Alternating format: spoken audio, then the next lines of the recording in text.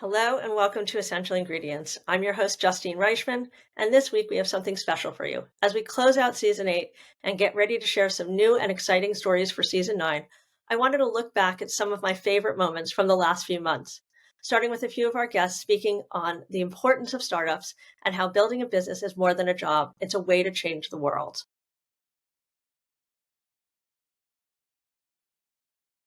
We have to take responsibility for our health and not just listen to anybody because they look great or because they're being paid to pitch something. I am really hopeful for changes that we can't anticipate. I feel like we're sort of at a sea change moment in our food systems and our agriculture systems. It feels like collapse sometimes, but I also feel like those are the moments when you get big moments of redefinition. When you can put your ego aside and focus on the larger vision, that you can achieve so much more than you can alone. We really believe that small businesses change the game. They'll be the future of everything, and they are more adaptable. They're the bread and butter. So if we can really support small businesses, we think that's going to lead to a better economy, a better future for everyone. Is that what inspired your interest in food as medicine?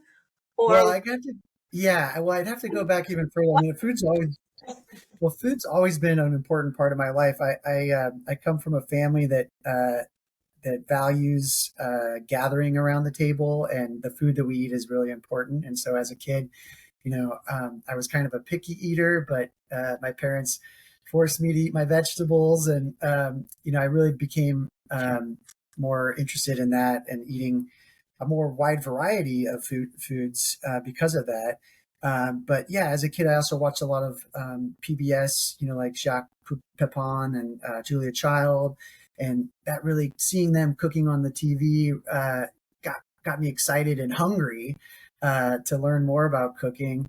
And then, so I've always been enjoying the experience of eating. But I think once I was in my 20s, I had a friend that actually was diagnosed with colon cancer at a really young age, and she really kind of helped me to explore what alternatives were available to her, eating and for eating for health. And I think that's kind of was part of my shift as well, thinking, okay, well, what are we putting in our bodies, and what can we do to ensure a longer life? And to me, that was eliminating processed foods, trying to eat organic.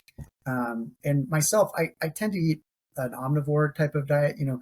I think it's important to get a balance of everything. So that's myself. I mean, I know people are really interested in other reasons for eating vegan and vegetarian.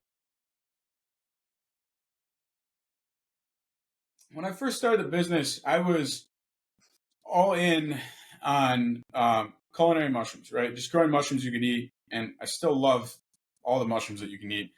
Hen of the woods, all the forage mushrooms that we don't even grow, oysters or like meat and potatoes to me. They're, in our dinners, 2-3 nights a week. And that's really what I wanted to focus the business on initially. I started using medicinal mushrooms actually long before I even started eating, wood-loving culinary types of mushrooms. I started with some chaga and reishi, and they were sort of in the background and not the main interest.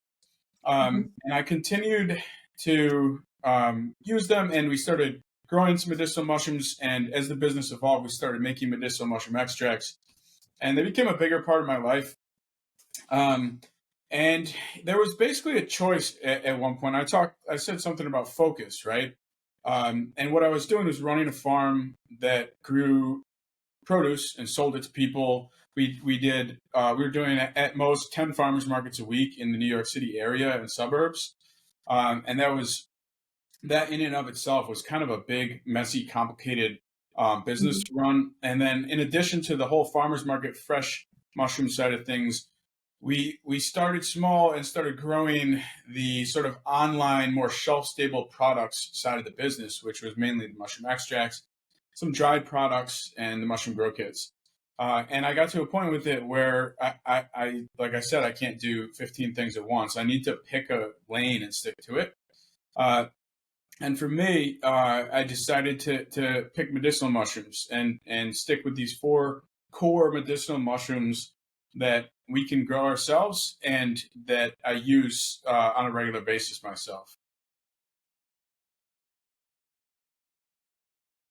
Well, I think I'm so excited to have you on this Mother's Day, because I think that a lot of these podcasts really talk about the founders and their journey, and that's really important. And motherhood even plays a role in yours, and we could share a little bit about that. But I really want to be able to provide these stories for inspiration, these products for inspiration to the mothers, so the community can better understand what we're doing to support each other, and maybe even inspire other founders and other mothers to do the same thing in turn, right? So before we go on, if you could just kind of talk about some of these truffles a little bit and which one you want to focus on today as it relates to moms this Mother's Day, that would be great. So the one I'd love to speak to first and foremost is love. I got love too. Yeah, you've got love too. We've got enough love around, whole lot of love. And as you can see, there's a hashtag on the side of the truffle box that says hashtag nourish our mothers. And the reason is because we actually, the whole love or heart chakra range or ranges that we created were the very first ones that we created, because we believe that the heart is the starting point for everything, right? For all of our relationships, for all that we do. And the charity that we support with this, because we support 7 charities, as you know, is Every Mom Counts. It's a charity that was set up by Chrissy Turlington for mothers and babies and pregnant mothers.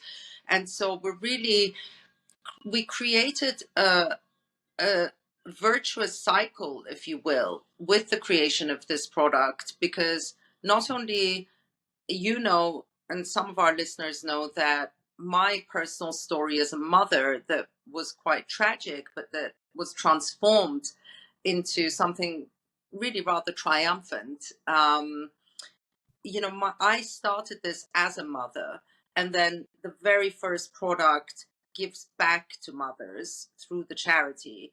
But the actual product itself is formulated to really support the heart, not only cardiovascular health, but emotional health and serenity, because mothers give so much, right? We're giving, giving, giving. And then to actually feel enveloped, feel embraced and nourished ourselves. But then it goes one step further, because the way that we source all of our ingredients, which are 100% organic and over 95% regenerative, is that we're supporting regenerative organic agricultural practices that are in turn re-nurturing and regenerating Mother Earth. This season, we aired our Conscious Drinking series and the effects of what we consume. What does a world look like where you can celebrate with friends and family but wake up without a hangover? Here is what some of our guests had to say about that topic.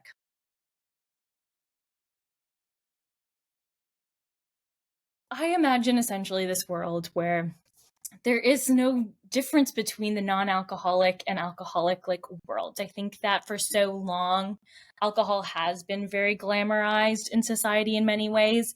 And so when I think of drinking, we automatically think of alcohol, right? Like those 2 words are synonymous to each other. And I think it's about reframing. How do we drink? What does it mean to have a social beverage? And getting into more of these occasions where you can go out to a bar, but you don't have to drink at the bar, right? Or you might go to a bar that's completely alcohol free. And ultimately, we're not going to get away from social occasions, because that's innate to who we are as human beings and to bring happiness to our life. So we're still going to want to be social. We're still going to want to have those connections, but alcohol doesn't have to be the means to that end. And so I see us actually celebrating, non-alcoholic options, choices, switching to an alcohol-free lifestyle or whatever you want to call it. I want to explore this conversation around conscious drinking and how it affects people. So, because, nobody wants to feel judged for choosing a bottle of wine or any other cocktail. So, what role do you think that plays in the conversation for groups of people that are drinking? Is there shame around it for other people? Are they considered not consciously drinking? So one of the things that you will actually get a quick Google from is the fact that what is hand in hand with conscious drinking is no judgment. It is a no judgment zone. You're allowed to drink whatever you want. It's totally up to you how much you want to suffer the next day. Right? I don't know how busy your next day is. Maybe you got nothing to do and you decide, to take it one too far. But in the most general sense, the entire idea of being a mindful, conscious drinker really lays on the foundation that it's a no judgment zone whatsoever. Who says better for you choices can't taste great too? This season, we chat with founders making the world a sweeter place. For those people that are not familiar with your branding and your packaging, can you just show that to them too? Just so that they know. This is Cocoa drinking chocolate. It's in Whole Foods in Northern California. So basically, it's in a compostable bag. It looks like this. And this is actually chocolate crumbles, so it's not powder. So there's an interesting difference. Do you know the difference between drinking chocolate and hot cocoa? Or hot chocolate? Cacao? So they're both cacao. They are both cacao. The difference being is that hot chocolate has sugar in it. this actually does too. Oh. Yeah. So the main difference is that hot cocoa is made from the powder. So they're both from cacao, but basically when you take a cacao bean and you crush it, at a lot of force, it'll push out all the fat. So cacao beans are about 50% fat, depending on the varietal. So when you push out all the fat, that's cocoa butter, and then you're left with the fiber, which is just cocoa powder. So basically, that's why you add milk back into hot cocoa, because the fat's been taken out of the cacao. That makes it creamy again. But so what we're doing here is we're actually grinding down the whole chocolate itself. So you took a chocolate bar and ground it down. That's basically what this is. So you can add water, and it's super rich, creamy, and frothy. If you would, could you introduce yourself, your position, and what you do? Yes, Amber Benson. I am the co-founder of Ruby. We do fruit and veggie smoothie drinks. We're trying to help more people get fruits and vegetables because it's so hard. So that's my passion. That's what I do. And yeah. So, but why fruits and veggies? How did this, what inspired you to do this? Fruits and veggies. So when back in the day, I was working with my current business partner, developing products for him. He owns one of the largest freeze dry companies, like a manufacturing company in the world. I was looking into fruits and vegetables and all of the research, and the huge problem that not enough people are getting them. 9 of 10 people don't get enough fruits and vegetables. And then reading about everything that fruits and vegetables do, we started kind of clashing our heads together and thinking, what can we do to help people get more fruits and vegetables? Wow. And so when you were working with him previously, what had you been working on? So yeah, we were developing different products. We were working on like a meal kit solution to help people make easier meals in the home. And along with that came fruits and vegetables. Freeze drying is so remarkable, and the way that it retains nutrients. And so a lot of the research I was doing was in this freeze drying space, and how freeze drying really retains better nutrients than grocery store produce. And we had this technology at our fingertips. We also noticed that after freeze drying anything like spinach or strawberries, that there's a little layer of powder that's left over in the freeze dryer, because it really just dries things out almost entirely. So we didn't want to just throw this powder away.